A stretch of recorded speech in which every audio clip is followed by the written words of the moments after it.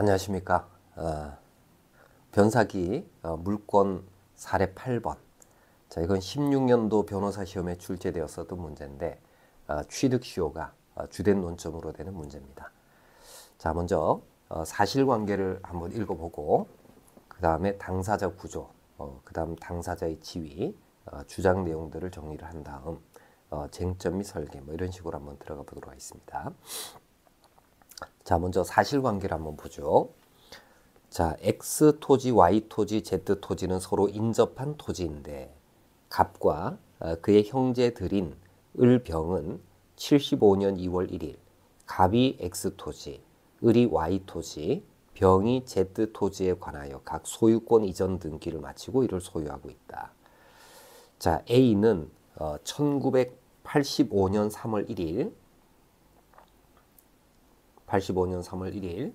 위 토지들에 대한 처분 권한이 없음에도 그 권한이 있다고 주장하는 W의 말을 믿고 그로부터 위 토지들을 매수하여 같은 날부터 점유, 사용하기 시작하였다. 자, 그 다음 A는 1995년 4월 1일 다시 위 토지들을 B에게 매도하였으며 B는 같은 날부터 위 토지들을 점유하였다. 자, 그 후 B는 2005년 7월 1일 C에게 위 토지들을 매도하여 C가 같은 날부터 현재까지 위 토지들을 점유하고 있다. 이게 2016년도 변호사 시험이니까 현재는 2016년도다라고 이제 생각을 하셔야 될 겁니다. 자, 현재까지 위 토지들을 자, 현재까지 요거는 2016년 무렵 요때까지 위 토지들을 점유하고 있다. 자, 한편 갑은 2004년 4월 1일 X 토지를 정에게 매도하고 소유권 이전 등기를 맞춰 주었고 그 다음에 을은 2004년 5월 1일 무로부터 1,000만 원을 차용하면서 Y 토지에 관하여 무 앞으로 근저당권 설정 등기를 맞춰 주었다. 자, 그 다음에 이제 병은 2005년 5월 1일 Z 토지를 기에게 증여하고 같은 날 기 명의로 소유권 이전 등기를 맞춰 주었다. 자, 그 다음에 이제 문제 1번입니다. 자, C는 점유 취득 시효 완성을 이유로 X 토지, Y 토지, Z 토지에 관한 소유권 이전 등기를 마치고자 한다. 또한 Y 토지에 관한 무명의의 근저당권 설정 등기도 말소하고자 한다. 자, C가 2015년 2월 15일 자, 현재 기준일을 2015년 2월 15일로 잡자는 거죠. C가 2015년 2월 15일 소를 제기할 경우 X 토지, Y 토지, Z 토지에 관하여 C의 각 청구가 가능한지 만일 가능하다면 누구를 상대로 어떠한 소를 제기하여야 하는지 각 근거를 설명하시오. 자, 문제가 요구하는 것은 각각의 토지에 관해서 C의 위각 청구가 가능하냐 첫 번째, 두 번째는 가능하다면 어떠한 소를 제기해야 하느냐, 그러니까 소송의 제기 방법 이거를 묻고 있습니다. 자, 먼저 당사자 구조 등을 이제 먼저 파악을 한번 해보면 제가 미리 메모를 좀 해놨는데 자, 당사자의 구조를 보면 현재 점유자인 C가 이 X 토지, Y 토지, Z 토지에 관해서 소유권 이전 등기 청구나 아니면 Y 토지에 관해서는 근저당권 말소 등기 청구가 가능한지 이게 취득 시효를 원인으로 해서 이런 주장이 가능한지 이거를 이제 하나하나 따져봐라. 만약에 가능하다면은 소송을 제기하는 방법이 어떠냐. 그러면 이제 당사자 구조는 우선은 이 C가 일단 한쪽 당사자가 돼야 되겠죠. 그 다음에 X 토지에 관해서는 현재 소유권 등기 명의자는 정이 될 것이고 정은 갑으로부터의 매수인입니다. 04년 4월 1일자로 소유권을 취득한 갑으로부터의 매수인이 될 것이고, 그 다음에 이제 Y 토지 부분에 관해서는 C하고 을, 무가 분쟁의 당사자가 되겠죠. 을은 과거부터 현재까지 계속해서 소유권을 가지고 있는 자이고요. 무는 04년 5월 1일 날 근저당권 설정 등기를 마친 자가 되겠죠. 그 다음에 이제 Z 토지 부분에 관해서는 C하고 기가 분쟁의 당사자가 될 겁니다. 기는 병으로부터의 매수인이고 05년 5월 1일 이 소유권을 취득한 그런 자가 될 겁니다. C는 순차 점유를 승계한 자가 되겠죠. 그러니까 최초 점유 개시한 사람이 A고요. 그 다음 A가 B에게, B가 C에게 순차 점유를 승계한 이런 관계가 될 겁니다. 자, 그럼 이제 설계 및 쟁점을 한번 해보면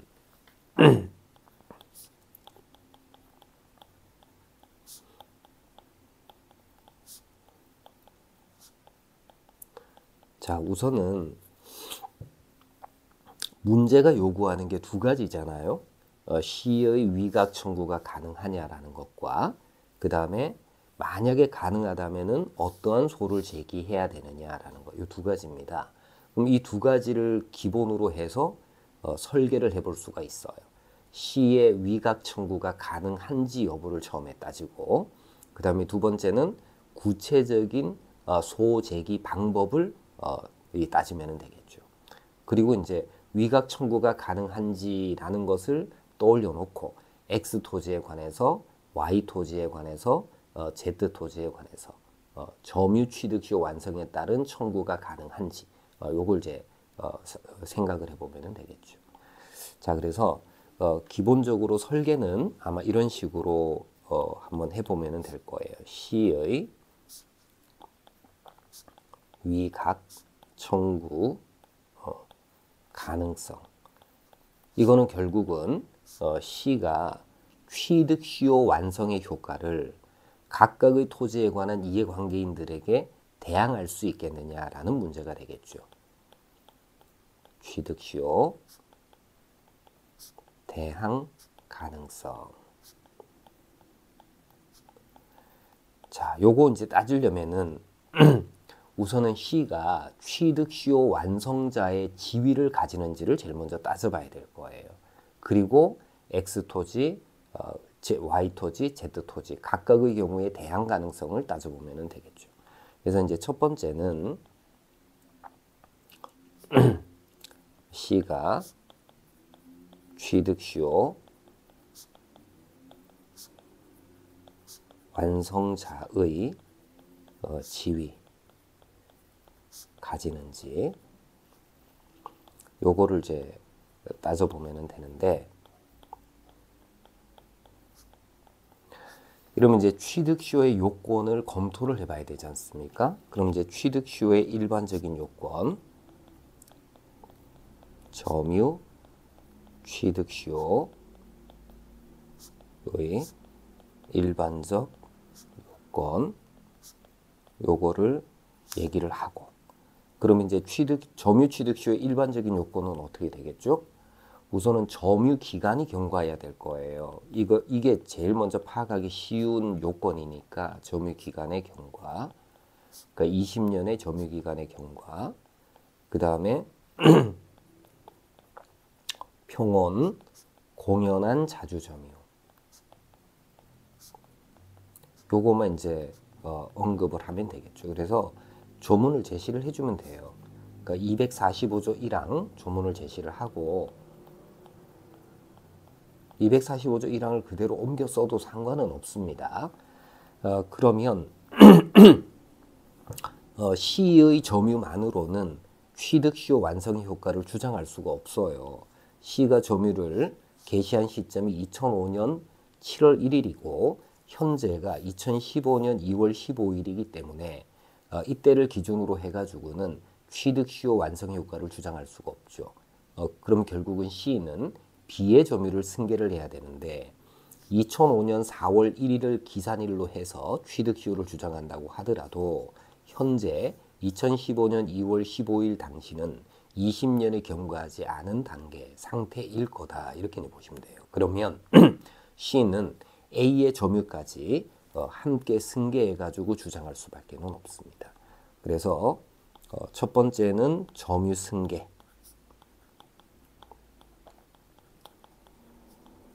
요거를 얘기를 해야 되겠죠. 그래서 점유자는 자신의 점유를 주장할 수도 있고 전 점유자와의 점유 병합을 주장할 수도 있다. 그래서 199조 이거를 언급을 해서 점유 승계가 가능하다. 그리고 점유를 승계하게 되면은 그 하자까지도 승계한다라는 점을 언급을 하면 그럼 이제 취득시효 완성자가 되려면은 A, B, C의 점유 모두 다가 자주 점유여야 되는데 여기서 A의 점유가 자주 점유인지 이것도 간단하게 얘기를 할 필요가 있어요.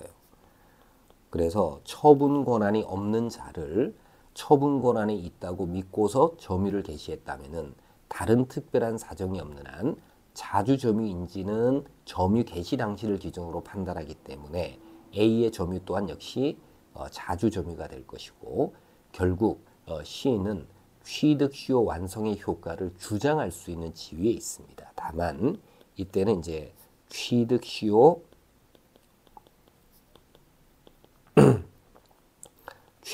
완성자는 20년이 경과될 당시의 점유자는 보세요.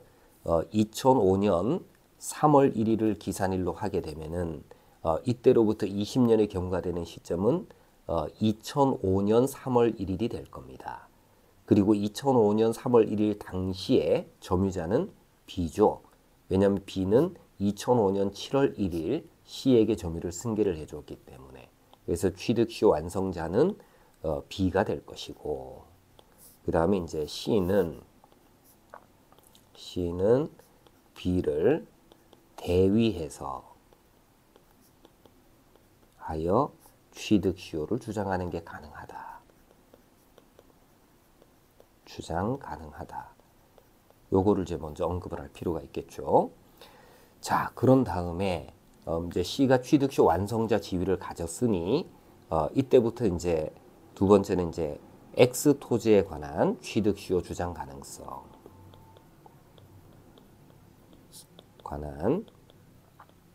취득시효 주장 가능성. 요거 이제 얘기를 해야 되는데 자, 여기서는 어떤 얘기를 해야 되느냐면은 취득시효 완성되는 시점은 2005년 3월 1일이 될 겁니다. 그런데 2004년 4월 1일 날 X토지에 관해서는 소유자가 바뀐 적이 있죠. 그래서 취득시효 기간 진행 중에 소유자 변동이 취득시효에 어떤 영향을 주느냐라는 것을 얘기를 해야 될 겁니다. 취득시효 기간 중 소유자 변동. 자, 이게 취득시효 중단 사유가 되느냐? 중단 사유가 되지 않는다.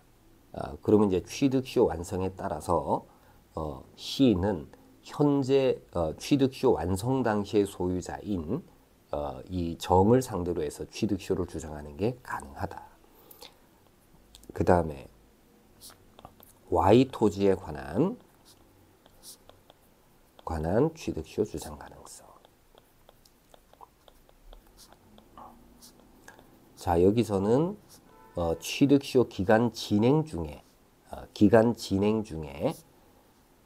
취득시효 기간 중 설정된 근저당권자 보호 가능성 요거 얘기를 하면 되겠죠.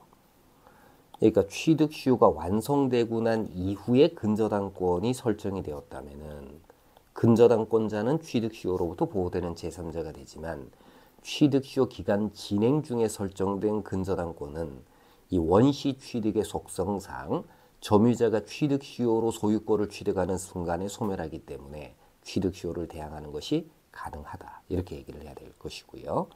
그 다음에 네 번째, Z 토지에 관한 취득시효 주장 가능성. 요거는 취득시효가 완성되고 난 이후에 소유자가 바뀐 것이기 때문에 취득시효로부터 보호되는 제3자, 요거 얘기를 하면 되겠죠. 로부터 보호되는 제3자. 그래서 기는 취득시효로부터 보호되는 제3자가 되기 때문에 기에 대해서는 취득시효 완성 효과를 주장하는 것은 허용되지 않는다. 이렇게 이제 위각 청구의 가능성을 얘기를 한 다음에 그 다음에 이제 두 번째는 구체적인 이 소송 제기 방법. 요거 이제 얘기를 하면 되겠죠. 소송 제기 방법. 자, 여기서 이제 C가 취득시효를 주장하는 방법. 그래서 취득시효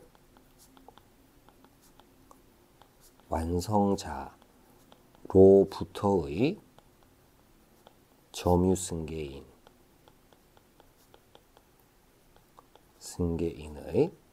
취득시효 주장 방법. 이걸 이제 먼저 얘기를 해도 되고,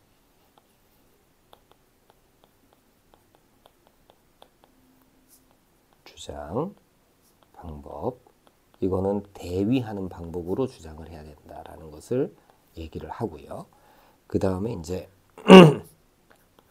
X 토지에 관해서는 이 정을 상대로 해서 시효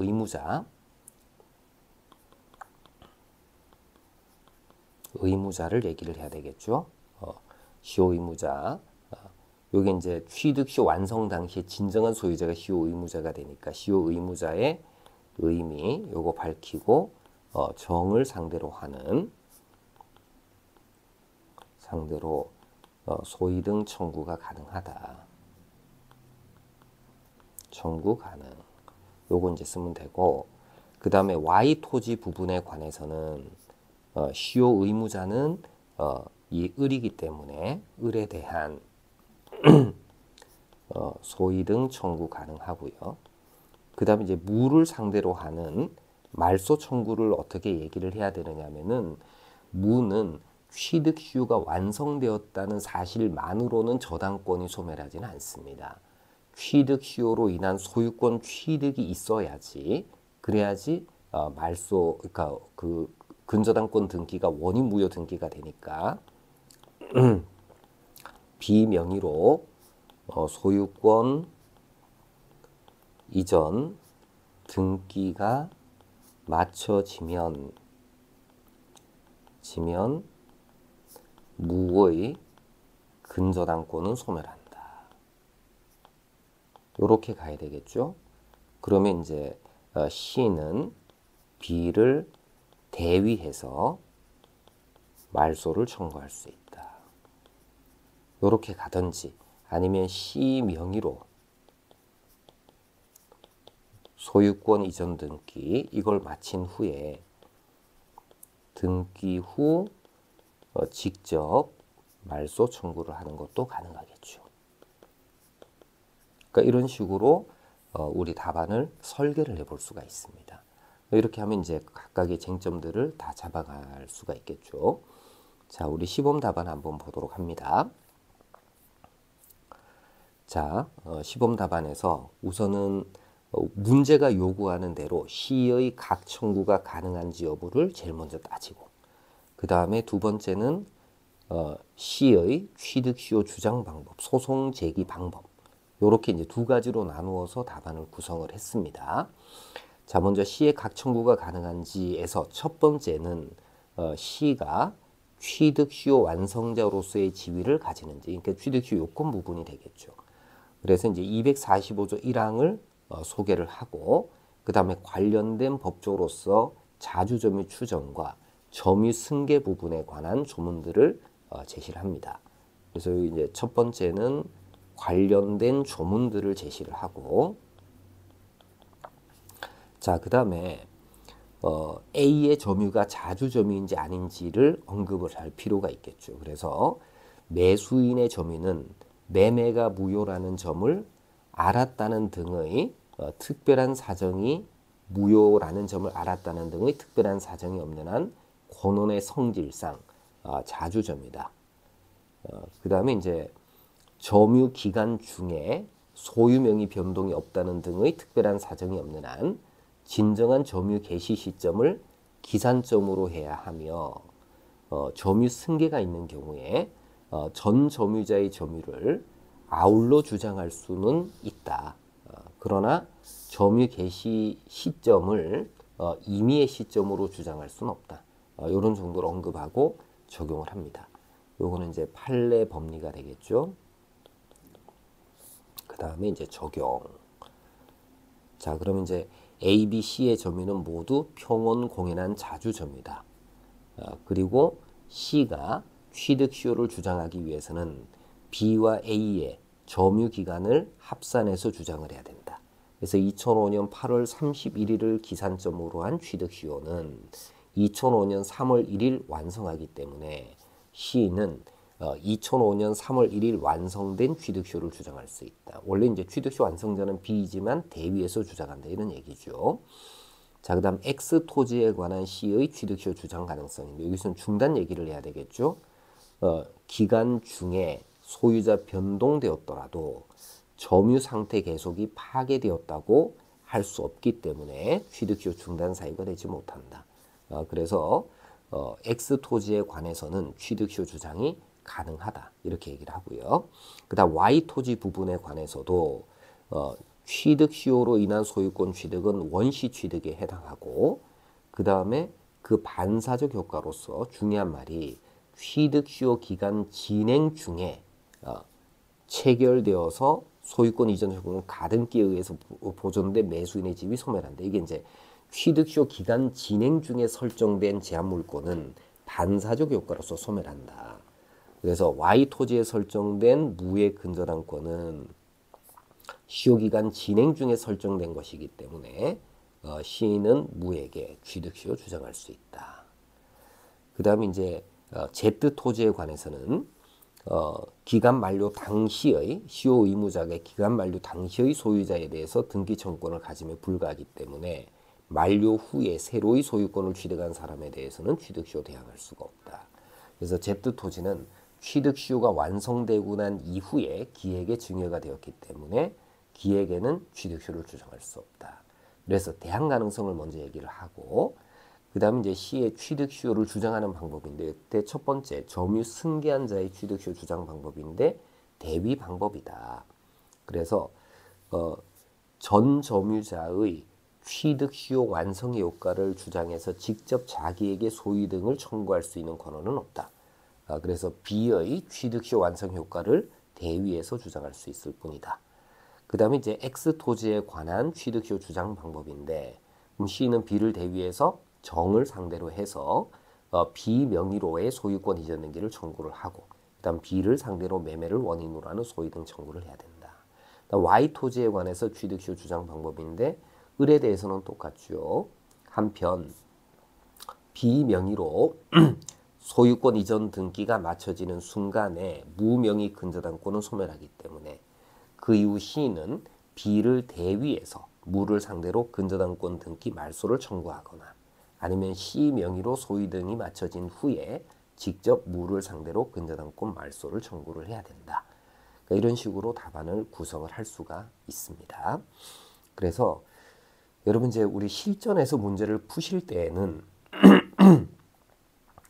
문제가 요구하는 바대로 답안을 설계를 하는 것이 이게 실전에서 적용할 수 있는 서술 방법이 될 겁니다. 자, 그 다음에 이제 문제 2번인데 문제 2번을 보시면 병이 취득시효 완성 사실을 알고 Z 토지를 기획에 증여했다면 C는 병에 대해서 어떠한 청구를 할 수 있는지와 그 근거를 설명하시기 배점이 5점밖에 안 되는 문제지 않습니까? 자, 취득시효 완성자이면서 동시에 소유권을 취득할 지위를 가지고 있는 C에 대한 관계에서 병이 취득시효 완성 사실을 알면서 Z 토지를 기획에 증여하는 행위는 C가 가지고 있는 권리를 침해하는 불법 행위를 구성할 수 있다. 그래서 불법 행위로 인한 손해배상 청구가 가능하다라는 취지가 담겨지도록 서술이 가시면 되겠죠. 그래서 이번 문제는 좀 배점이 5점밖에 안 되니까 그냥 바로 시범 답안을 보도록 하죠. 결론, 시인은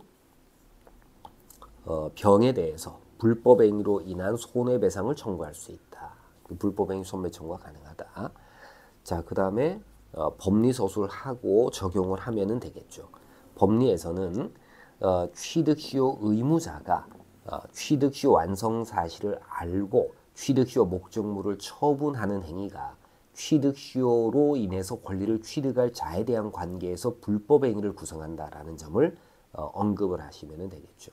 그렇죠? 키워드는 완성 사실을 알면서 제3자에게 처분해서 시효 취득자에 대한 소유권 이전 등기 의무가 이행불능에 빠졌다면은 등기 명인의 처분은 위법하고 이로 인해서 손해를 입은 시효 취득자에게 손해를 배상할 책임이 있다. 그런 다음에 적용을 하면 되겠죠.